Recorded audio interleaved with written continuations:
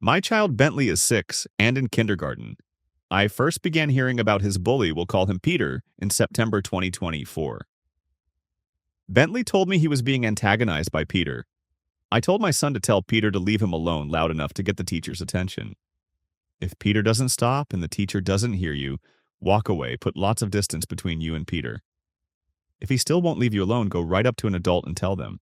I spoke over the phone to his teacher and he assured me that he would keep an eye on them. Soon after, Bentley came home and told me that he was sent to the bathroom with Peter alone, and Peter shoved him into the stall while saying, "Get in there."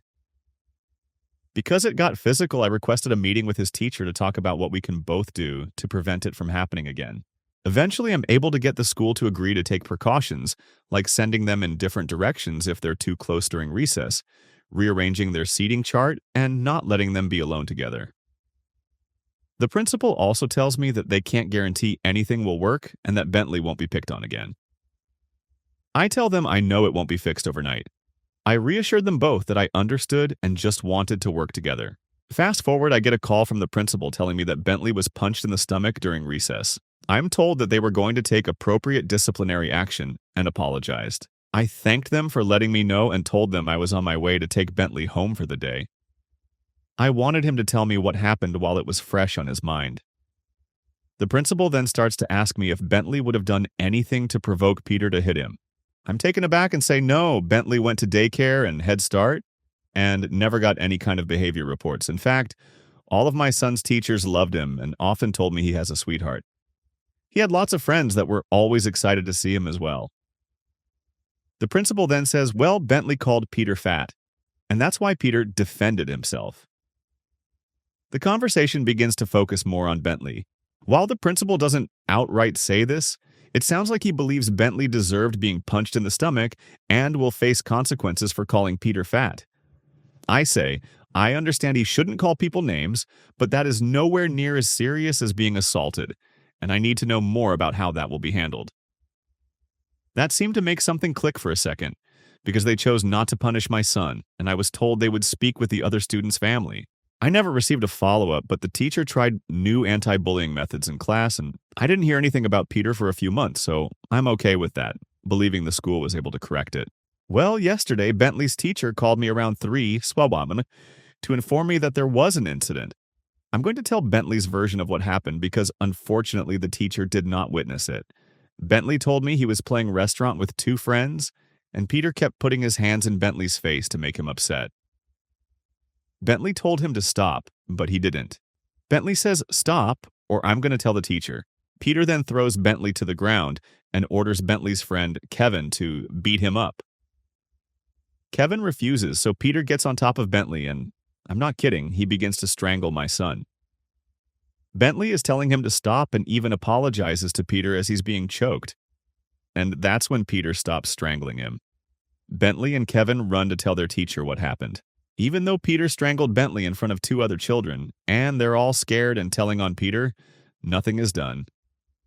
Peter isn't even kept away from Bentley and goes on to hit Bentley with his jacket while swinging it around that same day. I don't know if it was intentional. I don't know what to do because I gave the school chance after chance to correct this issue. My son does not get spanked. We don't condone fighting, and he's never been exposed to physical violence. It broke my heart knowing he experienced that, and I blame myself for not doing enough to prevent this. So I am done being patient. I tell the school that I want to talk to the principal immediately. He wasn't on campus, but still wanted to do a phone conference with me still. I'm not sure why he wanted to do that because he wasn't even on school grounds, and I wasn't sure if he even knew what happened, and he didn't. So I tell him the story. My husband is there with me, and this is his first time hearing the whole story as well. Naturally, he gets angry and sort of questions why they aren't worried about a child strangling other students and if the school is even competent. The principal gets angry, shuts down, and literally says, "I know nothing. What do you want me to do about it at this moment of time?" I told him I wasn't sure why he didn't schedule to meet me tomorrow, but that I would call then and see when I could visit with him. I'm extremely upset at how insensitive the principal has been for every incident, and I'm feeling like he won't do anything to help me.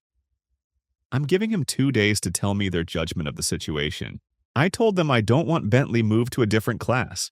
I want a signed incident report. I want to view the camera footage if they don't believe my son is being truthful, and I tell them Bentley won't be attending until we resolve this, and I'm certain that he is safe in their care.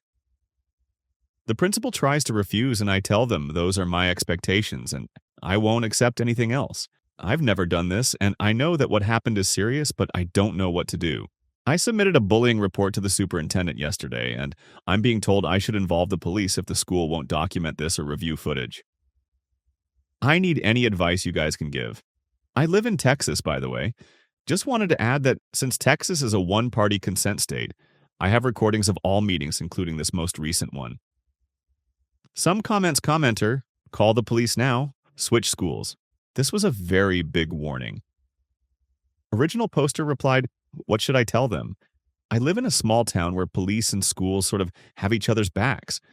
I know they'll tell me they can't arrest the kid, which I know. Is there anything I can say or request to get them to do something? Commenter, go to the station. File a report of assault on your child. Be like, hey, we tried to talk to the administration there, but this is the third time where they haven't protected my child. Alternatively, go to the school board and superintendent. You have to escalate it above the school administration to get them to take this seriously before your kid is seriously hurt. Original poster replied, thank you so much. Commenter, I agree. I hope Bentley is safe. I am also concerned about Peter's safety. Kindergartners repeat behavior they see, and no 6 or 7-year-old naturally knows to strangle someone. I am almost 100% sure that they are either having that happen to them or witnessing it happen to someone else. I hope someone is able to ensure Peter's safety as well. Original poster replied, I'm going to report this to Child Protective Services for that exact reason. He saw that somewhere. You are absolutely right. Reading all of these comments is making me feel like I wasn't insane to think this is serious. The school definitely made me question myself, but this is the validation I needed to kick them in the ass and do something somebody said. This school has failed on all accounts here. People are giving you good advice, but everyone lives in a different place around the world, and reality isn't the same. What is, though, is to get your kid to some self-defense class, if he is okay with that. Like judo, jiu-jitsu, Krav Maga, anything that will help him deal with such problems when adults won't be around. Original poster replied, we actually tried Krav Maga, and he didn't like it at all. Unfortunately, commenter, try a different style. A different martial art that is less grappling locks and more blocks, strikes, kicks might be more fun and therefore more engaging. My kids are in Tong Soo Do, similar to Taekwondo, and they love it and are thriving. Good luck. I'd be mad if this was my kid. We homeschool to avoid this crap. Original poster replied, there is a Tang Soo Do class here. We will be signing him up today. Thank you for the advice. Commenter, both my kids who are sweethearts experience this. Bullies can smell the sweet ones and prey upon them. Same thing, talk to teachers, principals, etc. After zero resolution, I'd had enough and told my kids to fight back and end it. My daughter was first. She absolutely destroyed the boy who was bullying her. Bloody nose and all. He never went near her again. My son was next. A boy kept up the pushing, hitting, etc. He destroyed his bully too. The kid left him alone forever. When contacted by the schools, I told them yes, I absolutely told my kids to stick up for themselves, and that's that. It was over at that point. Original poster replied, this is the route we've decided to take. We're also going to request that they put a safety plan in place and give us daily reports stating if he was bullied that day or not, and what they did about it. If they refuse to do that, I'm going to tell them that they'd leave me no choice but to make a police report and seek a restraining order, and that I would be telling the parents of Peter that I wanted a safety plan, but was told no, so I did what I had to do. In the meantime, my son has our permission to fight back with all his strength. We are Samoan, and my son is very strong, so good luck to his bully. And if he faces any punishment, we told him that we'll take him to eat ice cream and buy a toy. If that doesn't show his bully that Bentley is not an easy target anymore, I don't know what will. I'll let my son defend himself as many times as it takes for Peter to get the hint. Why haven't you moved Bentley to a different class? My reasoning was because my son has best friends in that class, and after asking him how he felt about getting a new teacher, he started to tear up and told me, but I'll miss my friends. Why can't Peter just leave me alone? And I told him, never mind, we won't do that. I don't want him to feel punished. But after thinking about it, I would rather him make new friends than deal with permanent trauma. Update post. 3 days later, Bentley and I met with the principal today. He asked for Bentley's story, and Bentley tells it exactly how he told me Monday. Principal asks extra questions like, can you remember how he put his hands on you? Bentley tells him, he squeezed my neck like this puts one hand around throat. And the principal tells him, did you see a nurse after you told your teacher? Bentley says no. Principal says, okay, Bentley, that's all of my questions, thank you. He turns to me and apologizes for how our first meeting went. He tells me that he has children and he understands why I was upset.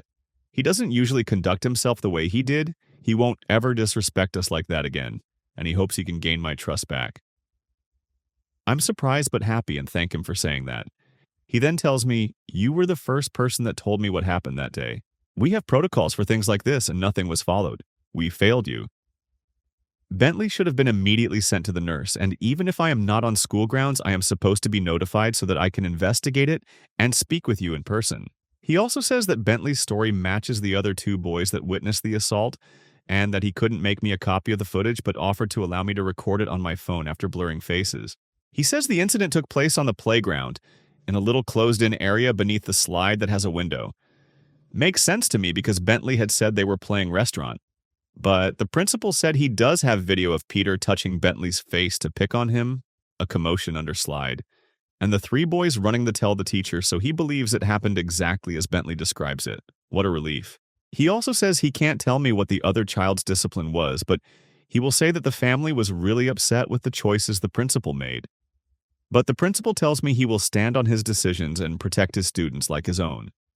Then he says what we've all been saying here. That kind of behavior is learned, and I've notified who I had to in order for that to be investigated. We end the meeting with the principal thanking me for seeing him, asks if I had any more questions, guarantees that the boys will have no further interaction the rest of the year, and he will make sure they won't be in the same class next year. He asks me if he can visit W. Bentley daily and asks how his day is going and if I will give him a chance to prove Bentley is safe at school. I tell him, yes, let's see how it goes. I'm satisfied with the meeting overall, and I do feel more at ease. Principal seemed genuine and remorseful. He didn't take it serious at first. I asked Bentley during the car ride home, how do you feel when I say you're going back to school Monday? He excitedly says, happy. I don't think I need to do anything more than be a helicopter mom until I see actions lining up with words. I'm actually so happy that I heard what I wanted to hear, and really just super relieved I don't have to go against the school district because I was preparing to do it, even though I was so anxious. Do you guys think this meeting was sufficient? Some comments somebody said, I don't think you could ask for a much better outcome at this stage, but as they say, the proof is in the pudding. Keep a close eye on things. Original poster replied, I will for sure. Commenter, I wonder if that other child's parents are going to end up ending one another. Or at least you might hear about one parent threatening the other one, or one parent leaving suddenly. But yeah, I wouldn't be surprised if one of the parents wound up dead. Original poster replied, so I did some Facebook digging and found out that the mom is an addict and lives in a different city. Dad has custody but hardly does any parenting and lives with mom and his 3 kids. Grandma seems to be the most active person in the child's life. 2 older brothers, maybe middle school and high school aged. I'd bet money he learned to strangle from them. Not sure what's going to go down in their house, but if they did something as insane as murder, I'd find out because Grandma is well known in this small town. Peter's brothers. This. When I saw the pictures of his brothers, I felt guilt? I'm not sure, but it didn't feel good to see his brothers are huge, stocky and tall just like he is. I believe the principal reported them to Child Protective Services, so I hope when they interview Peter, he'll be honest about what happens to him. Poor baby. I hope they help him. I know it's not often that Child Protective Services helps the way they should. Crossing my fingers that he's one of the cases that has a happy ending. Everyone's ages, all kids involved are 6. Should have been expelled, and he's still a 6-year-old child. Expulsion should be the last option. He needs behavioral therapy, counseling. His family needs parenting classes, maybe even an aide so he has an adult focused only on him. Anything to turn him around so he can still be in school, with mandated reporters. And other kids are safe in his presence. Let others know. Yes, I did get in touch with the superintendent, so they're aware of the situation. I'm letting the principal correct and prove himself to me. Getting the school board more involved is on hold for now. Also, to those that suggested karate, he signed up for Tang Soo Do, and it seems like he's more interested than he was for the other class we tried. We told him he is allowed to defend himself, but he cannot throw the first punch. His teacher will have to do a refresh on protocols for bullying and complete anti-bullying classes. And I got to talk to Kevin's mom and told her about how her son was there for mine. She was very proud, as she should be. I feel content and Bentley is excited for school. He said he can't wait to see his best friend Kevin.